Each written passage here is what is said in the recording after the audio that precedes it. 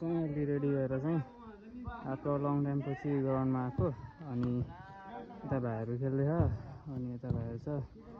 अनि मेरो एउटा साथीले उता त्यो किपरलाई ट्रेनिङ गरिरहेको यता चाहिँ अनि यता भाइहरू खेल्दैछ अनि धेरै दिनपछि ग्राउन्डमा आउँदाखेरि एकदम मजा रमाइलो बलले पनि चिन्छ त हौ मलाई त म कला देखाउँछु है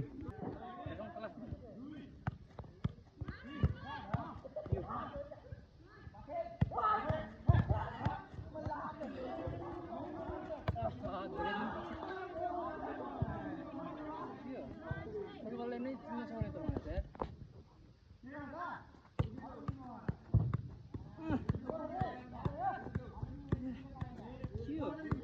के हो हाम्रो कला त रहेछ त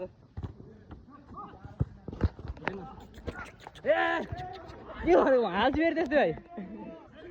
ल अब ट्रेनिङ गर्दै हामी चाहिँ अब एकदम धेरै दिनपछि चाहिँ ट्रेनिङ गर्दाखेरि एकदम मजा आइरह अनि बाई बाई